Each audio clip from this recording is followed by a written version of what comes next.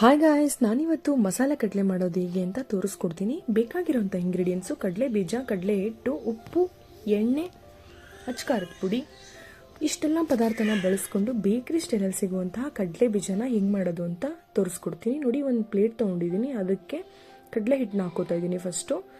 ಆಮೇಲೆ ಸ್ವಲ್ಪ ಉಪ್ಪು ಹಾಕೋತಾ ಇದ್ದೀನಿ. ನೆಕ್ಸ್ಟ್ ಅಚ್ಕಾರದ ಪುಡಿ ಹಾಕೋತೀನಿ. ಕಲರು ಇದರಲ್ಲೇ ಬರೋದ್ರಿಂದ ನಾನು ಬೇರೆ ಕಲರ್ ಪೌಡರ್ ಯಾವುದು ಯೂಸ್ ಮಾಡಿಲ್ಲ, ನೀವು ಯೂಸ್ ಮಾಡಿಬಿಡಿ. ಇದೆಲ್ಲ ಮಿಕ್ಸ್ ಮಾಡ್ಕೊಂಡಾದ್ಮೇಲೆ ಇದಕ್ಕೇನೆ ಕಡಲೆ ಬೀಜನ ಹಾಕೋತೀನಿ. ನೋಡಿ, ಅದನ್ನು ಕೂಡ ಕ್ಲೀನಾಗಿ ರಾನೇ ಮಿಕ್ಸ್ ಮಾಡ್ಕೊತಾ ಇದ್ದೀನಿ. ನೆಕ್ಸ್ಟ್ ಇವಾಗ ಫ್ರೆಂಡ್ಸ್ ಸ್ವಲ್ಪನೇ ವಾಟರ್ನ ಹಾಕ್ಕೊಂಡು ಕಡಲೆ ಬೀಜದ ಮೇಲೆಲ್ಲ ಹಾಕಿರೋಂಥ ಮಸಾಲೆ ಕೂರೋ ಥರ ಕಲಿಸ್ಕೋಬೇಕು. ನೀವೇನಾದರೂ ಜಾಸ್ತಿ ಕಡಲೆ ಬೀಜಕ್ಕೆ ನೀರು ಹಾಕೊಂಡ್ಬಿಟ್ರೆ ಅದು ಕಡಲೆ ಮೇಲೆಲ್ಲ ಅದು ಕೂರೋದಿಲ್ಲ ಮಸಾಲ, ಆಗ ಚೆನ್ನಾಗಿ ಬರೋದಿಲ್ಲ.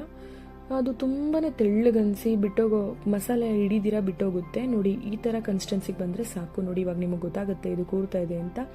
ಅಲ್ಲಲ್ಲಿ ಕಡಲೆ ಬೀಜ ಕಂಡ್ರೂ ಪರವಾಗಿಲ್ಲ, ಅದಾದಮೇಲೆ ಸರಿ ಹೋಗುತ್ತೆ ನೆನೆದ ಮೇಲೆ. ನೋಡಿ, ಈ ಥರ ಇದ್ದರೆ ಸರಿ. ನಾನು ಸ್ವಲ್ಪ ಇವಾಗ ಜಾಸ್ತಿ ನೀರು ಹಾಕೊಂಡ್ಬಿಟ್ಟೆ, ಪರವಾಗಿಲ್ಲ, ಆದ್ರೂ ಚೆನ್ನಾಗಿ ಬಂತು, ಅತಿ ಏನಾಗಿರಲಿಲ್ಲ. ನೀವು ಈ ಥರ ಎಲ್ಲ ಪ್ರಾಬ್ಲಮ್ ಆದಾಗ ಸ್ವಲ್ಪ ನೀರಾಯಿತು ಅಂತಂದರೆ ಇನ್ನೊಂದು ಸ್ವಲ್ಪ ಕಡಲೆ ಬೀಜನ ಹಾಕೊಂಡು ಕಲಿಸ್ಕೊಬಿಡಿ. ಇವಾಗ ಇದು ರೆಡಿಯಾಗಿದೆ. ಒಂದು ಬಾಣಲಿಗೆ ಎಣ್ಣೆ ಹಾಕೊಂಡು ಕಾಯೋದಕ್ಕೆ ಇಟ್ಕೊಂಡಿದ್ದೆ. ನೋಡಿ, ಇವಾಗ ಅದು ಕಾದಿದೆ.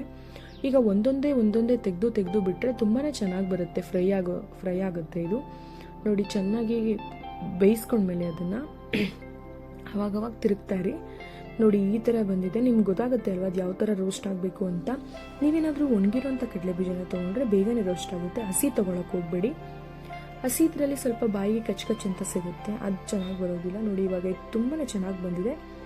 ಒಂದು ಫ್ಲೇಮಲ್ಲಿ ಕರೆಕ್ಟಾಗಿ ಇಟ್ಕೊಂಡು ಬೇಯಿಸ್ಕೊತಾ ಇದ್ದೀನಿ. ನೋಡಿ, ಅದ್ರ ಮೇಲ್ಗಡೆ ಬರ್ತಾ ಆಯಿಲ್ ಬಬಲ್ಸ್ ಎಲ್ಲ ಕಮ್ಮಿ ಆದಮೇಲೆ ಅದನ್ನು ಎತ್ತಿ ಒಂದು ಪ್ಲೇಟ್ಗೆ ಹಾಕೊಳ್ಳಿ. ನೋಡಿ, ಇವಾಗ ಇದನ್ನು ತೊಗೋತಾ ಇದ್ದೀನಿ ನಾನು. ತೊಗೊಂಡ್ಮೇಲೆ ತುಂಬಾ ಚೆನ್ನಾಗಿದೆ ಇದು. ನೋಡಿ, ಗಾರ್ನಿಷಿಂಗ್ ಅಂತ ಸ್ವಲ್ಪ ಕರ್ಬೇವು ಸೊಪ್ಪು ತೊಗೊಂಡಿದ್ದೀನಿ.